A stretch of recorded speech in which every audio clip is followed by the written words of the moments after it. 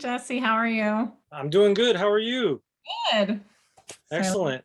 my name here, I don't know why it keeps going back. Anyway, So The Blazing World, visually stunning, great performances. It blew me away, honestly. How did you get involved with that project? well, I had actually met Carlson when we did this very different movie called 12 Mighty Orphans. She played one of the orphans in this very, it came out this summer, movie with Luke Wilson, true story about a football team overcoming all odds and, winning all these championships. And she played one of the orphans, and I guess it was about kind of maybe like 6 months later, I get a call from the producer of that film and Carlson, who they both have known each other forever. And Carlson's family actually brought the 12 Mighty Orphans to the producer. So it was an amazing turn of events, but basically she wanted me to do this film after working with me. And I read the script and I was blown away. I said, this sweet, like shy, tiny girl, like created this insane, like mind-blowing fantasy world. I just was immediately like wanting to do it. It really didn't take much. And the character of Alice, I really resonated with and felt like, she had this really odd, heartbreaking combination of, being a loving mother, but being grotesque at it. And basically living in a fantasy world her whole life, adult life, and trying to, rekindle something in her life, a memory or a time where she was much happier. And so my heart went out to her and I felt like I could play her. And I kind of knew based on reading the script what kind of world would come out of it. But the fact that she had the budget she had and the determination and knew exactly what she wanted and when she wanted it, and that it came to the fruition that it did, it was just so impressive to me. She's just somebody, I can't wait. I wish I could work with her forever because I feel like she's the next Guillermo del Toro and has, otherworldly, but yet moving stories to tell. Yeah, I agree. I had only been familiar with her like through acting. And whenever I initially saw the trailer, I had to go back because I was like, I know that name, but I'm just not familiar with it as being a director. And from the mind of Carlson, I thought that I know, was, right? yeah, So wonderful. it was really nice introduction, for people that maybe not familiar with her even as an actress. And you kind of hit the nail on the head. I don't really want to spoil it, but you had some pretty intense scenes. How did you, take those from the paper, and put those onto film? Was that you? Was that Carlson? Was it a combination of the two of you? How did that work? There's something magical with filmmaking where when everything kind of hits right or the nail is hit on the head, I feel like it's a combination of the cinematography, the set design, the actor and the director. And I felt like there were so many times where they would set up a shot and I got the assignment, or like I came on set into the blazing world, that people will find out what that means. And I just was thinking, okay, now I get how far I can go as an actor, how extreme I can go, and it won't be too much, frankly. So it was just so much fun. I felt like every day on set was fun, and it was definitely the combination of everyone's hard work coming together, and where I could step on set with just like the tiniest little prop of a teacup and know exactly what she'd be doing in this moment. It just was incredible. So I felt like, again, with the budget she had and being able to create this world, and have everyone go and with her and root for her, it was incredible for me to be a part of it. And I felt like every day in every scene, even though I was only there for 10 days shooting, I felt like it was a lifetime. And, I hope we get to work together again, because I just feel like she definitely knows what she wants and creates something that not many people are creating. Like a world where it can be dark and scary, but hopeful at the end. Yeah. Just is a very rare combination. Yeah, and it also felt very, very timeless. So like there was a lot of opportunities to throw in something, maybe from a particular era, and it makes films last a little longer when you avoid easy things like throwing those in. Um, Yeah. you mentioned like her style, and I'm definitely intrigued by her future. Like I there were so many. You mentioned Del Toro. I saw that as well. Yeah. But you've worked with so many huge directors. Where does she stack up? And I mean, obviously this is a debut, but how does she compare, and how would you describe her style ultimately? Yes, I feel like I mean, she stacks up there at the top. I mean, I hope that people support her in her way to the top, because I know it can be a challenge for anyone in this business. But, if she has the right people believing in her and her strengths, which are a very clear idea, again, of what the world that she's creating looks like, and also story. And when she directs, she's very clear about what she wants, even if it's just like a tone that she gives, or a specific direction of like, pick up the wine glass and then say the line or something. It's just like down to the T of what she was sure about. And I kind of also feel like when she directed, it was, because I feel like this whole movie is like a tragic ballet, so, mixed in with some other things. But she, when she would direct, she kind of moved as a dancer. Because she does have a dancing background, and she would, have the camera move, and then she'd turn around and she'd go, and then bang, and would have these exclamations she would do when she found the moment. And I feel like that's somebody who's trained, where when you're a dancer, I mean, I only had a few years of a ballet dance, but I knew she was a dancer. I asked her during production, like, are you a dancer? And was your mother a dancer? Because it just felt like that was in the background always.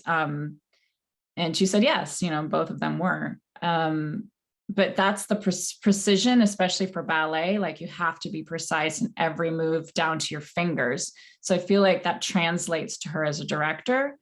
And, you never feel pressured when someone's doing a ballet. You're looking at it and going, oh, it's so beautiful. And that's kind of how I felt like she was as a director. She was just very precise, but elegant at the same time. Yeah. And with, again, stacking up next to other directors, I think being female, she has, such heart behind what she says, with the precision too. And, with other directors, like, I just feel like it's all about specificity. And she definitely has that, a specific vision.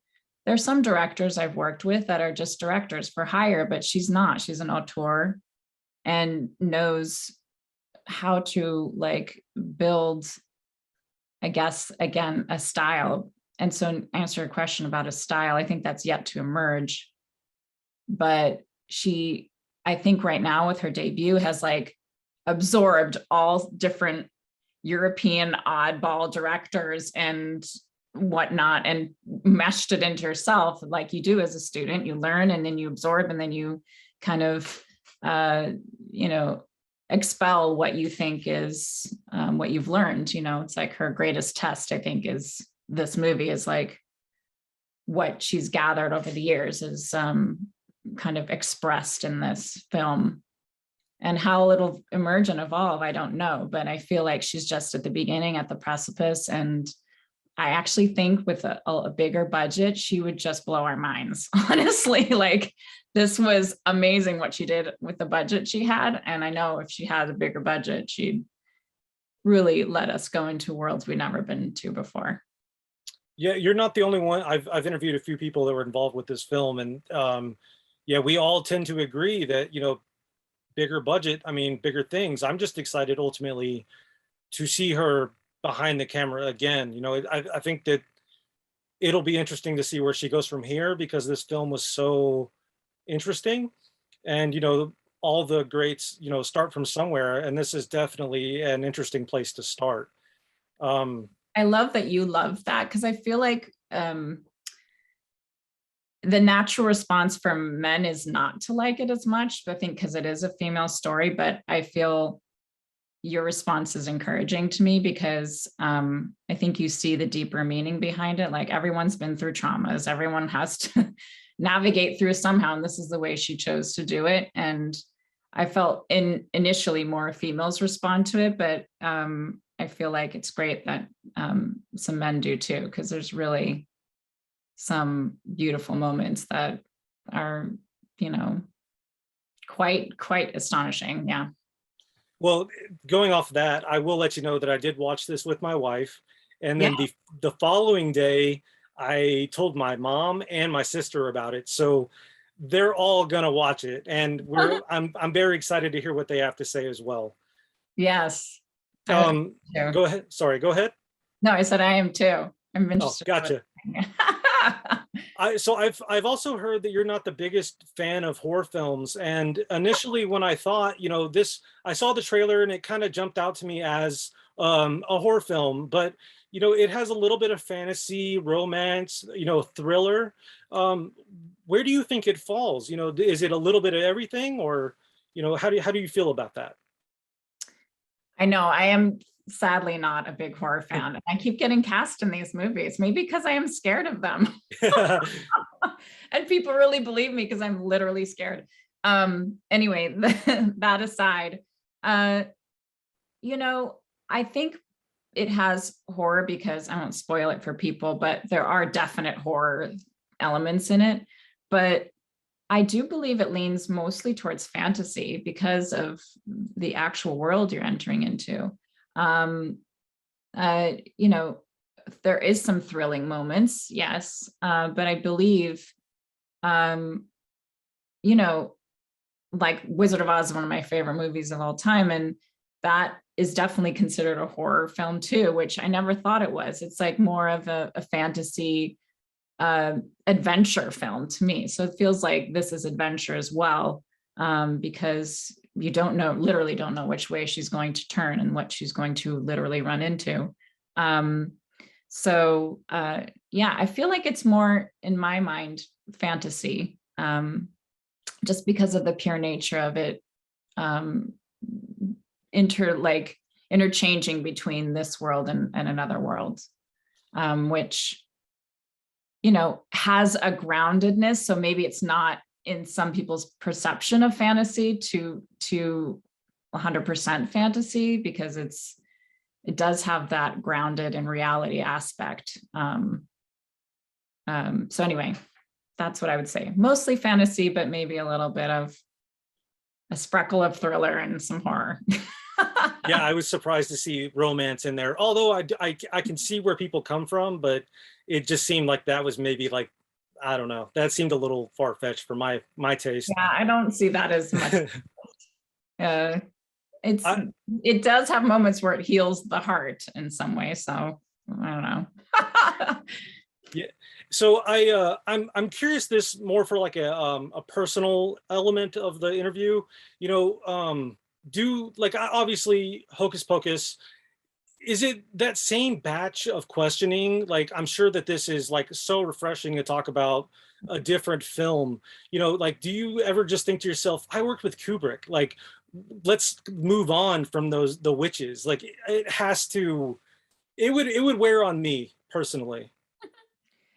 I think for me, I love every minute of it. And you know why? Because I'm a kid at heart, and now I have a kid. And I get why people as children watch this and it's stuck with them for, I mean, basically, no one can get away from it on Halloween now, but even if you tried. But I love that it's multi-generational and people watch it. I just share an example. There was a movie I did not too long ago in Massachusetts at a person's house who gave their house up for location purposes, came up to me when we were leaving the house and moving on to another location. And it was a mother and a daughter. And the mother brought a DVD of Hocus Pocus to me and said, can you please sign this? And I was like, why is she about to burst into tears? Oh no, what's awkward coming up? And she said, my daughter's now going to college and we watch this every Halloween, and I won't be watching it with her this Halloween because she'll be away at college. Can you please sign this for us? Because this was such an indelible memory in my life. And that was when it crystallized for me, like, wow, this is how deep it goes into like family traditions. Like people, watch it as a family together. And so for me, I love that part. And again, I had the best time shooting that movie. It was one of my favorite experiences. I mean, Kubrick is my favorite, but that was, being a child, it was the perfect time. 16 years old, doing this big Disney movie, having grown up watching Disney movies, was like, what more could I ask, Yeah. And everyone loved each other, and we all got along, so it was fun. So yeah, so it holds a special place in my heart. And again, I love those kinds of movies because I love The Wizard of Oz. So I, of course, would love, Hocus Pocus by nature. And if I weren't in it, I would be a fan too. See, for me, my Hocus Pocus is Ladybugs. I see the poster in the background. I was gonna say. Yeah, I love that movie. That's the Laserdisc, and I have the Blu-ray as well. But I can't tell you how many times I used to come home from school and it would be on the movie channel and I would just watch it every day. And so my question with Ladybugs is more so like, that's 12 years after Caddyshack, so Rodney, I've heard you talk about Rodney in the past, and but from an actor's perspective, how overwhelming is that? He's a household name, you're a kid, like, how difficult was that to get in that mindset, like, I have to go to work now? I think what's so special about Rodney, and people just know him as this, I got no respect at all kind of guy, just kind of, obviously comedians get, seen in one kind of way. But as a person, he was so generous and kind, and he really took the time with the kids to basically get to know us. And particularly with me and Jonathan, he wanted to meet us personally and talk to us and make us feel comfortable. So we met at everyone knows this, he used to live at the Beverly Hilton, was it? Yeah. In Beverly, he used to live there in the penthouse, and we were, brought to his room with our moms, and we were all sitting there, and he just was kind of getting to know us and, excited to share this experience with us and this movie. I was super nervous in that meeting, but then after that, I felt like I did know him, because he's just he's wore one outfit all the time and was just, in that outfit when I met him, and was just like, just himself. He just didn't really care, but he definitely in a deep way cared about people.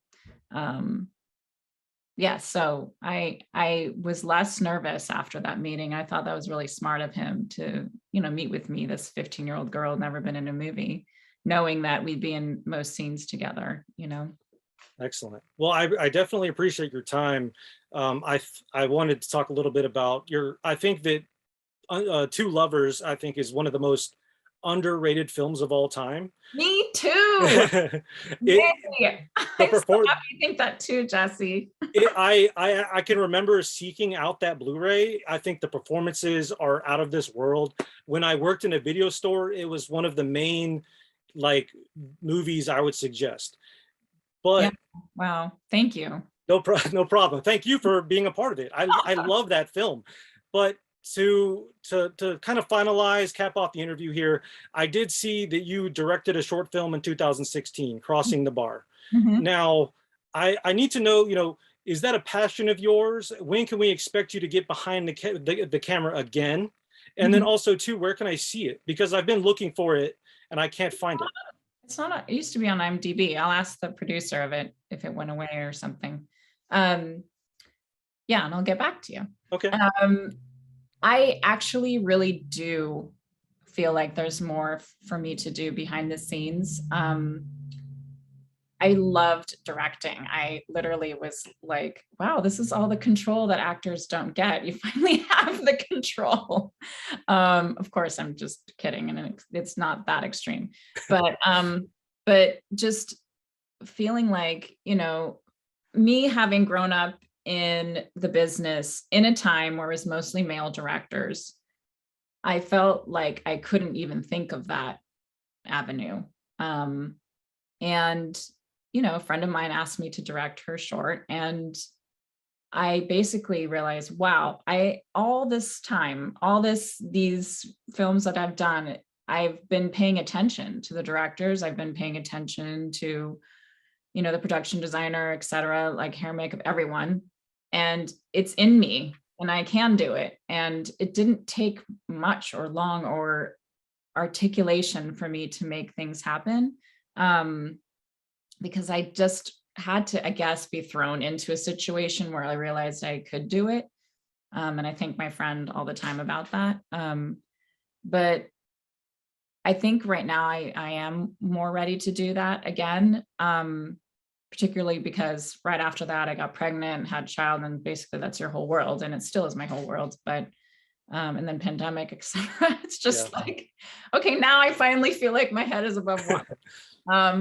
So yeah, it is something I would love to revisit and do again with the right thing. And I just was shocked at how much I knew and thought that I didn't. And basically it was because of the background I grew up in. I just thought actors stay in their lane and everybody else does whatever else. And now there's all these female directors coming out with these amazing stories, that including Carlson. Yeah. Full circle.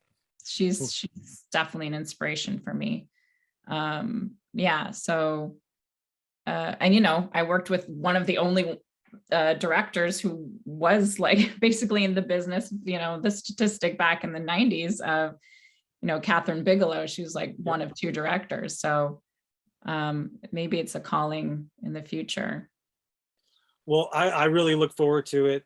Thank you for your time, and I will keep my eye out for the next project. Thank you, Jessie. No And thank you problem. for being a fan too. Of course.